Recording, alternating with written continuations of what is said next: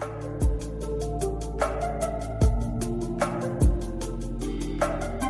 guys know that I have a fascination with things that are culty. I don't know why. Actually, I do know why. But I find myself drawn to psychological conditions that people either put themselves in or get brainwashed into. And I try to understand why that is. And I can see a lot of this stuff in people's astrology charts. And so I'm always trying to make the connections. I feel like it makes me a better astrologer. And I'm also just a curious seeker, and I want to know more about the human condition, which is why I translate astrology in the way that I do. I have this entire series, Astrology for Awakening, where we are diving into the human psyche using the astrological archetypes. So, welcome. I'm Nafa Perkins of Electra Astrology, and we are going to talk today about the shadows of Scorpio. One of the things that is so daunting about Scorpio, as I will go into, is that it is the archetype that houses all of the things that have happened to us in our past that people weren't talking about. They weren't explaining. That goes into the pile of repressed memories, or it goes into things that are swept under the rug or elephants in the room. And we all have those from our past, from our history in this life, and then probably from a lot of past life stuff as well, which we don't understand and we probably can't understand in this form. But when we really get into Scorpio and we start saying, like, wow, there's a lot of stuff in there. There's a lot of stuff to break down and a lot of things that are taboo, that are icky, that are confusing. And ideally, we want to look at them, because if we don't, then we're just acting out the shadow. That's when we are going into being manipulated or manipulating. We are going into our addictions because we don't want to feel, or we're surrounding ourselves with people that have addictions because we want to take care of them. We're codependent. So it gets really messy in Scorpio. And it got me thinking as I was listening to a new podcast about the Missionaries of Charity, which is the group that Mother Teresa started. Very strange stories to hear as the missionaries in this group are sharing. And it has made me so incredibly uncomfortable to hear these stories and think, why? Why would somebody subject themselves to this? Why would somebody willingly go into this kind of situation? And of course, as these people continue to tell their stories, what you find is that there is a lot of that Scorpio energy in their past. They had childhoods that were dysfunctional, or they were already under some sort of religious influence that wasn't totally on the up and up. And so, as we're going to talk about the shadow of Scorpio and how that shows up, we can see how an unaddressed shadow in one area leads to being drawn to more and more of these situations, like, for example, deciding to join a cult. And of course, not realizing that it's a cult, but the elements of control, of seeing something differently than it really is, feel familiar. And we all do that with our Scorpio parts. If you like my style and you want to book a private reading, you can find me at electraastrology.com. And let's get into everybody's favorite episode. We are talking about the Scorpio shadow this week. So, deep breath. We're going to talk about fear. Here's the thing about fear as it relates to Scorpio. Scorpio is one of the first signs where we have to really face the things that have happened to us throughout the course of our lives. We come into the world in Aries form, where we open our mouths, we scream, we demand, and hopefully our needs are met. And we begin to understand that we are misperceived, ignored, hurt. And when we look at the archetype of Scorpio, we say, this is my pain and this is my suffering. This is representative of everything that has happened to me in my past that has been really painful. And I don't want it to happen again. I am fearful that it's going to happen again. And so I'm going to defend. So we're looking at the fear and then the defense against that fear. The defense against the fear can take many forms. And we have to understand that when we're looking at the idea of trauma and traumatic things that have happened to us in the past, it can be really awful trauma to our physical, emotional well-being. But it can also be times where it just felt stressed. Maybe you were with parents that were going through a divorce. Maybe you had a parent or parents that had addictions. They weren't coping with their own stress well. You were probably the victim of somebody's emotional reactivity, getting yelled at. And if you were a sensitive person, which you probably are if you're listening to this podcast, you were sensitive, you were feeling into the energy. So you didn't know what was happening. And chances are you didn't have capable adults who were explaining to you what was happening. So you had to make sense of this discomfort, this angst that you felt in your body all on your own. And you probably also didn't have any adults that were soothing, saying, it's going to be okay. This feels scary. This crazy thing is happening and it's going to be okay. Because most of us were raised by parents who were dealing with their own stuff and they were emotionally limited. And we were not given explanation for why things were the way that they were, whether it was really terrible trauma, all the way to just feeling other people's energy. With Scorpio, we feel the repressed emotions that other people don't want to feel for themselves. So, anger, jealousy, shame, spite, resentment, we feel that. And as sensitive little beings, if we're surrounded in our young life by people who are feeling those emotions and unable to deal with them, can't talk about them, can't process them, we take them on as our own. And it starts to create this baseline of fear and this distrust of the world. Of course it does. And then as we grow into our own right as adults, we have to face it. And that's when we get to the eighth house, to Scorpio, to the planet Pluto. And ideally, we get to a place where we say, ouch, this hurts. I'm suffering.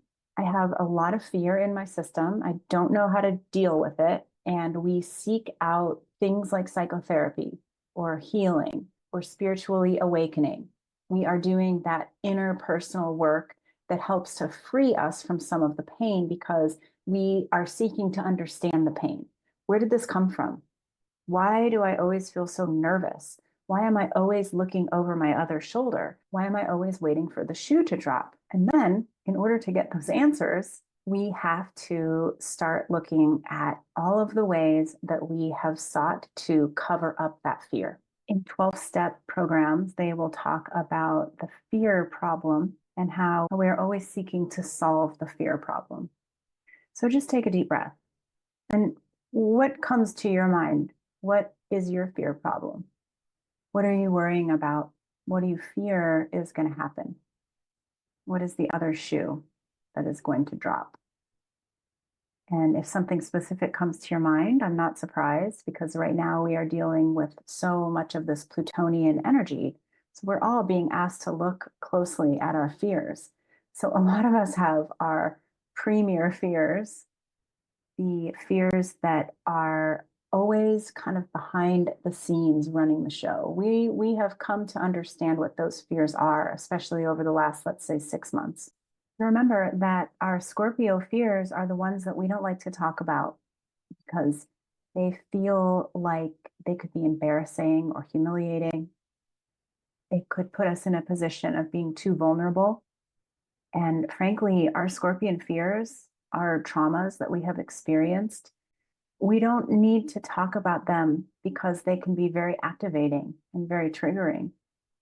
And a lot of times we don't really want to admit to other people that these things have happened, and we don't really want to admit them to ourselves. We don't want to talk about them. We don't want to look at them. We don't want to deal with them because it's too painful. So let's talk about some of the ways that we try to solve this fear problem, the idea of resentment. We talked a lot about resentment in Cancer season because the water signs will hold on to resentment. Water signs are emotional by nature. So think about any situations in your life where you are resentful of something that somebody has said or done to you, and you are holding on to it. And why do we hold on to resentment? Because it is self-protective. When we resent somebody for hurting us, we are less likely to allow them to come and hurt us again. However, resentment keeps us from actually facing the fear. It keeps us from dealing with the pain. because we are blaming our issue on somebody else. And so this brings me to blame. Blame is another way that we seek to solve our fear problem. And we see this in emotionally stunted people. And honestly, we are all emotionally stunted in our own ways, not all the time. Even those among us that have done the most personal work still have moments where they slide right off the cliff into some of these aspects. Another way that our Scorpio shadow shows up is when we are fixated on blaming other people for our problems. When we get emotionally reactive, somebody gets emotionally reactive back at us, and then we blame them for being the problem. Somebody has upset us, we say it's them that's the problem. So, anytime in your life where you find yourself blaming other people, it's them, it's their problem, they upset me, they made me mad, and therefore I was vindicated in attacking them back because they started it. That is Scorpio shadow. And that's a way that we avoid having to feel our feelings and therefore feel our fear, which brings me into victimhood. Victimhood. Now, nobody likes to be a victim, obviously, and logically. However, being a victim comes with a lot of perks. Not only do we get to blame somebody else, but we also get accolades, holding, and love from those around us. And if you were raised in a family where empathy was lacking, then perhaps pity and empathy is going to feel really good to you. It's going to feel soothing. Even though nobody wants to be a victim, when we are emotionally triggered or we're upset or we've been wronged, then we can become victimized by it. Another way that we actually aren't dealing with what it's really bringing up, we're instead throwing a band-aid on it and calling it, I was hurt.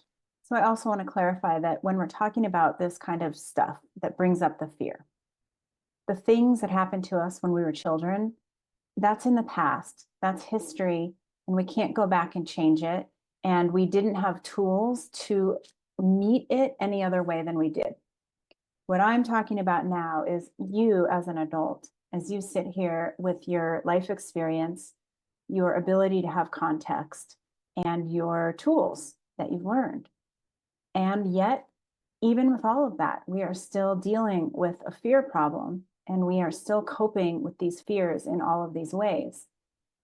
These aren't wrong ways to cope with fear. I just want to point it out to you that when you find yourself stewing in resentment, blaming somebody else, feeling like you're a victim, that there's something to be examined here.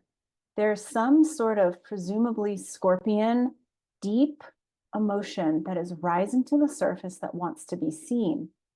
So when we look at the water signs and the emotions, we know some emotions are much easier to feel and deal with than others.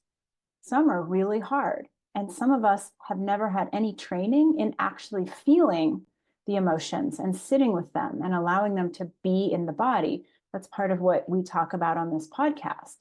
How can you be in your body and be present in the present moment to everything that is happening in the dynamic field of awareness without judging it, without trying to change it, being with discomfort? So we can do that for a minute right now. Just close your eyes if you're in a place to do that. Take some deep breaths and just notice what is happening in your nervous system. How does it feel? Do you notice any contraction, any unsteadiness? Are you aware of where you might hold your fear in your own body? We do tend to hold fear in the same places in our body. And when you have physical ailments that crop up over and over, like headaches or bad digestion or an achy knee or breathlessness, you should be able to trace that pain and suffering back to something that has brought up your anxiety, your fear, etc. So we're using our body as a compass to help us understand how things feel. And frankly, one of the remedies for Scorpio fear is facing that fear head on. And it doesn't mean that if you're scared of going 100 miles an hour in a car, that you hit the gas. It is the facing of the fear by sitting with the fear and allowing it to be there and inspecting it. There's a study in physics, it's called the observer effect. And I'm going to paraphrase, and I'm probably going to make it way more simple than it actually is. But they have found that particles like electrons behave differently when they are observed versus when they are unobserved. And we can look at our own fear and we can presume that something similar might be true. When we can observe what is here, when we can observe a shame response, a fear response, a sense of humiliation or embarrassment, envy, resentment, etc., when we can observe that it is here in our experience currently, it can change it. And that's the whole point of dealing with Scorpio themes. We are transforming.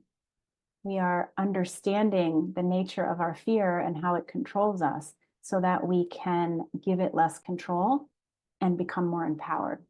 So I also want to talk about addiction because we really can't have this conversation without talking about addiction as a way that we try to solve our fear issue. Addiction can show up in a million ways. We don't have to be on the street with a needle in our arm in order to be considered addicted or using addictive coping mechanisms. Addiction can be anything from flying into a rage when somebody upsets you, always assuming the worst is going to happen, being overly busy, filling up your schedule so that you don't have time to stop and think and feel, buying things as a false high, eating as a way to numb yourself, obviously drugs and alcohol, scrolling, sports, exercise. There's all these ways that we use things to numb us from actually having to feel whatever is coming up for us. So because of that, know that anytime that you find yourself feeling compulsive, I have to compulsively exercise, otherwise my inner critic's going to beat me up and tell me that I'm getting fat.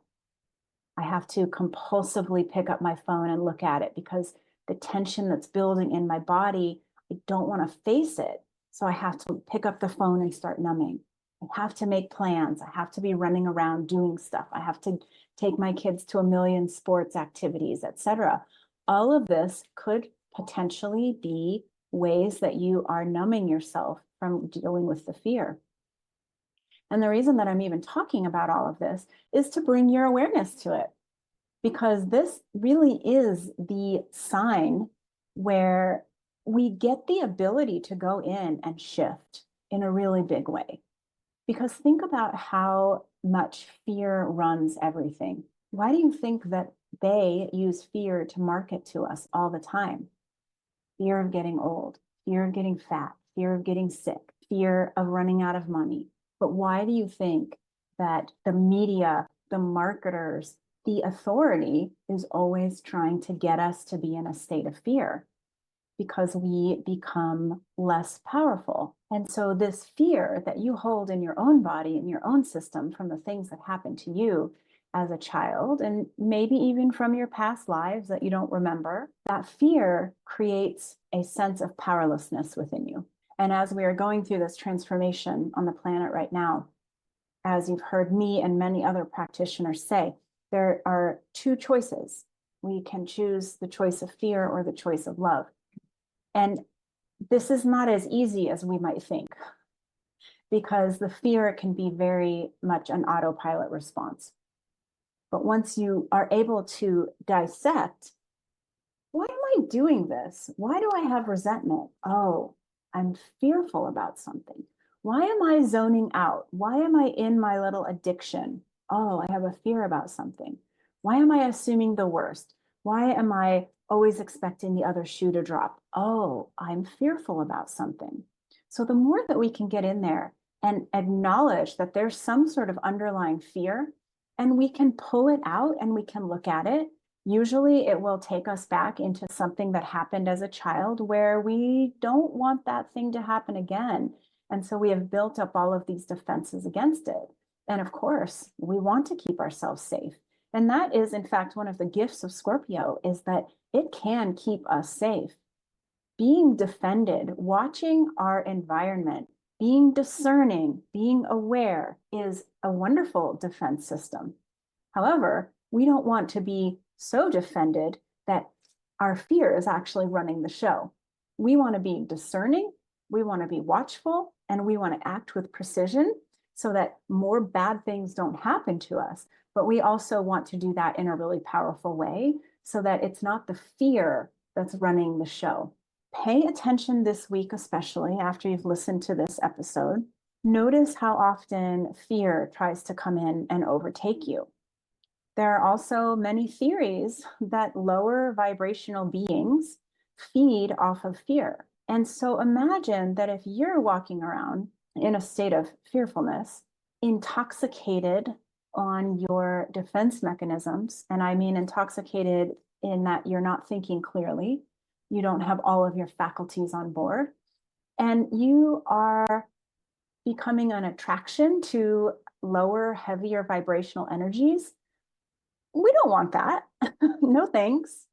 So this is where you get to choose love and self-love.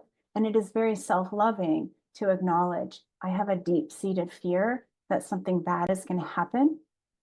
And so now, as I sit here as a capable, powerful adult with life experience and wisdom, how can I soothe that inner child that is so incredibly fearful? How can I soothe myself? And just reality check and bring in that deep breath, that centering. We're trying to cultivate a sense of steadiness. So deep breathing, staying with the breath, paying attention to the present moment, feeling your body as an adult, capable body, being out in nature, spending time with your animals, journaling, pulling oracle cards. These are all ways that you can ground back into the reality. And in the reality, you will be able to see that much of your fear just stems from your history and that you actually aren't even a vibrational match at this point anymore to more of those things happening. But again, it does take this constant choosing of love over fear. And when you're choosing love, it's a higher vibration. You are therefore pulling through the law of attraction more higher vibration things to you, which ends up soothing the nervous system and giving less power to that fear. So this is complicated in one way to think about, and it's also very simple in other ways.